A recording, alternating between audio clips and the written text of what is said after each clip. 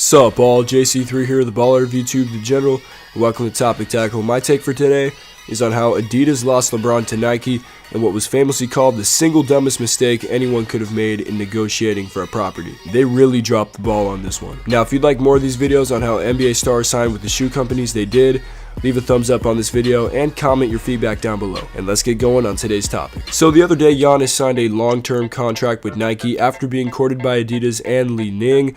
And if you saw my video on how the Greek Freak can make history in the near future, then you would know that I believe he will be the best player in the world when LeBron retires. This would mean that Nike or Jordan brand, which is a subsidiary of Nike, has the best player in the world wearing their shoes since MJ. This potential reality just increases Nike's popularity and overall brand, as it was reported back in 2014 that 72% of players in the NBA wear shoes from Nike or Jordan brand. That number is probably higher now, although Adidas is starting to step its game up in the basketball footwear industry. And with Adidas mentioned, thus begins how LeBron was on the verge of sporting the three stripes instead of the swoosh for his career. To understand this story, we have to become familiar with Sonny Vaccaro. His career was covered in the ESPN 30 for 30 film Soul Man, which released in 2015, but here are some of the brief details if you didn't see the documentary. Basically, this dude defied the norm of waiting for young basketball players to turn professional until a company would even consider offering them a contract. Vaccaro would connect with high school basketball players through the Dapper Dan Classic, which kicked off in 1965. You could think of this as the McDonald's All-American game before it was called that. He eventually made his way to Nike, where his goal was to land a signature athlete from the 1984 draft class, and while virtually everyone else wasn't thinking about Michael Jordan, Vaccaro was, and got MJ to come on board with the swoosh. Then he was let go from Nike in 1991 and went to Adidas. He managed to convince 17-year-old Kobe Bryant to sign with the brand,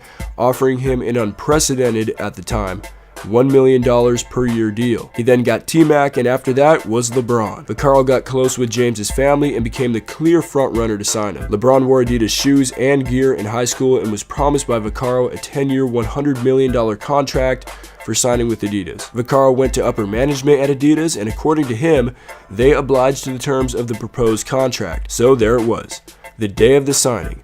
A sales presentation was being made to the James camp, and Vaccaro realized that management had altered the terms of the contract. Instead of $10 million a year for 10 years, it was $7 million a year for 10 years with incentives. Vaccaro's promise to James's family, who he had grown close to, was broken. Nike took advantage of Adidas' incompetence and signed James to a $90 million deal for 7 years with incentives. Adidas' net worth in 2003 was $4.3 billion, and they passed on signing LeBron James to save $30 million. Think $30 million is a lot? Yeah, it is, but compared to how much money LeBron has brought to Nike, including $340 million from March 2014 to 2015, it's laughable that Adidas chose to not pony up the money. Anyway, LeBron signed a lifetime deal with Nike back in December of 2015, worth north of $1 billion.